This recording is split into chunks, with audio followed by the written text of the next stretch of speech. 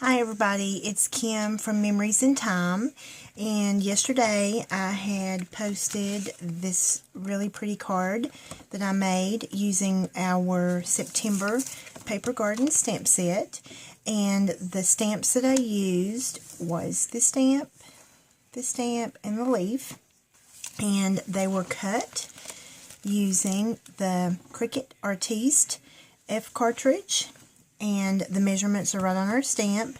The big flower was cut on accent 3 at 2 inches. I cut 2 of those.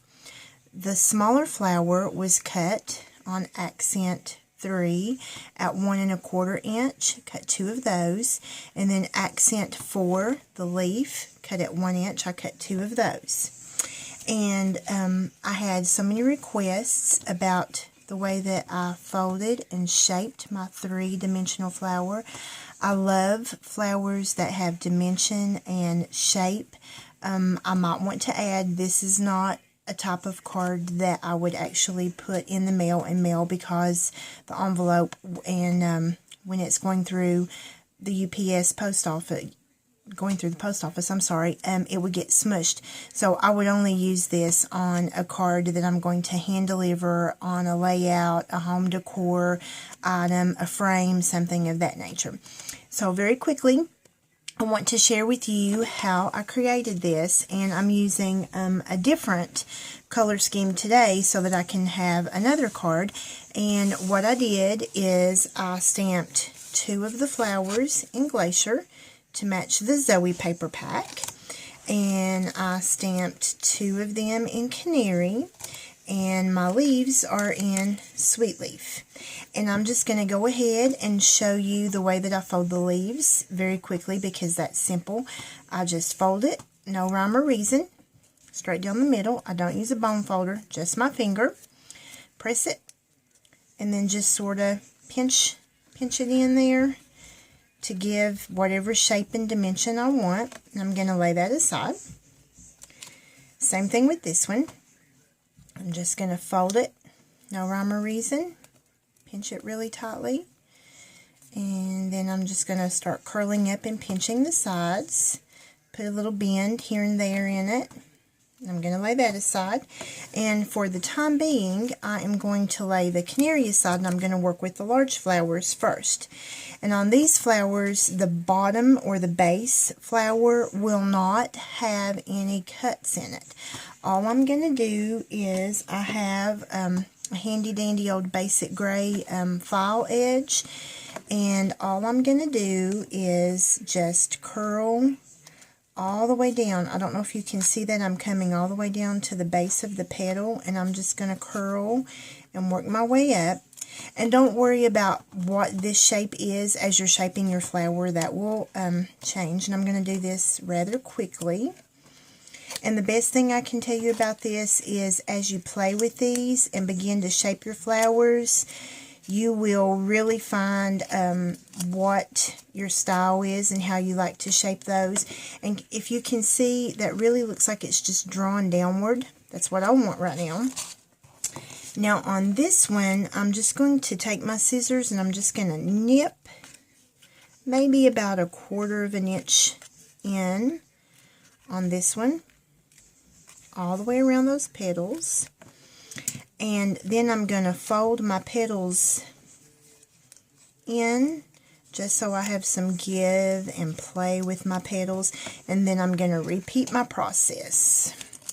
And by nipping in, you give a little bit more depth and dimension to your petals whenever you actually get the flower finished and you shape it.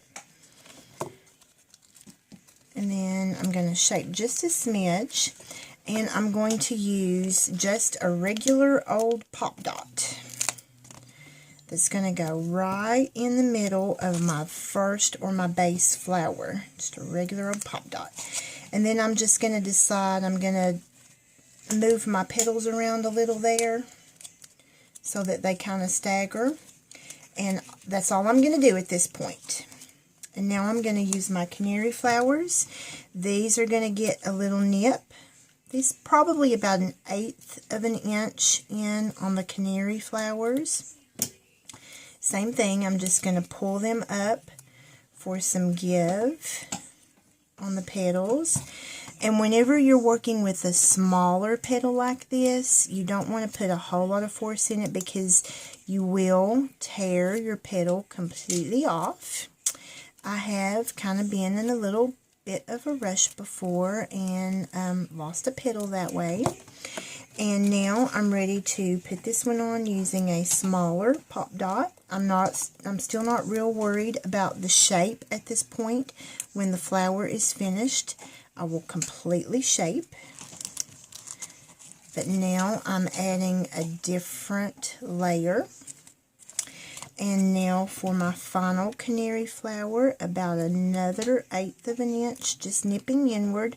And the more that you do this and experiment, you will find what really works for you. And sometimes I actually even shape them just with my fingers or with my little tweezers. Sometimes you want a lot of curls, sometimes you want a bend.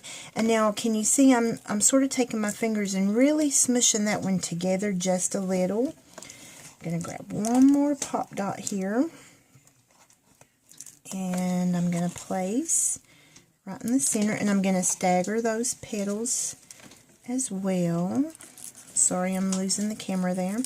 Stagger those petals.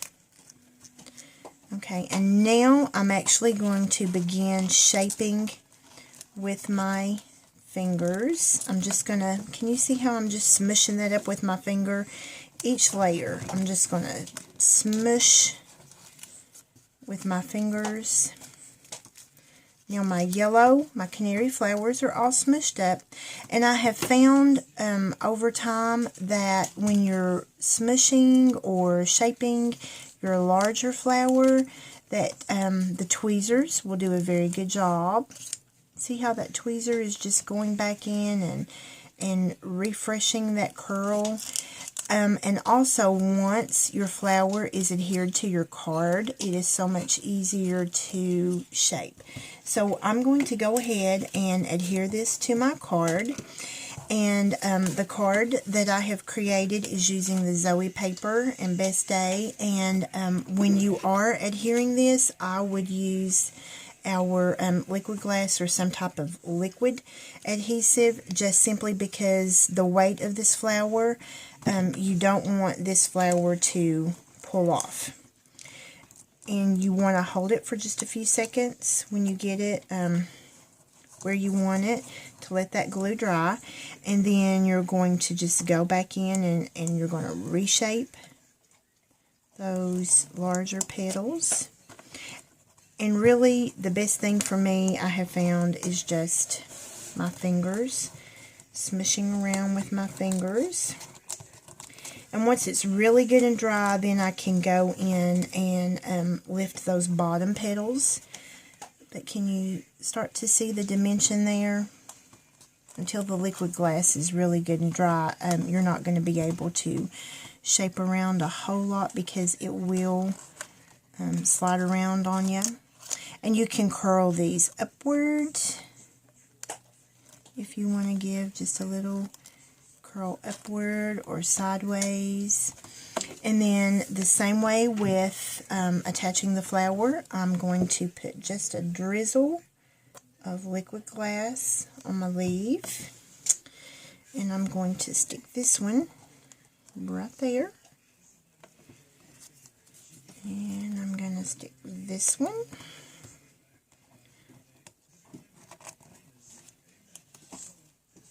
Right there. And to finish it off, I am going to use one of our really pretty little sorbet colored sequins, because they match so wonderfully. And then just take your fingers and shape your flower. And if you want those bottom petals a little more twisted, just use your tweezers and twist.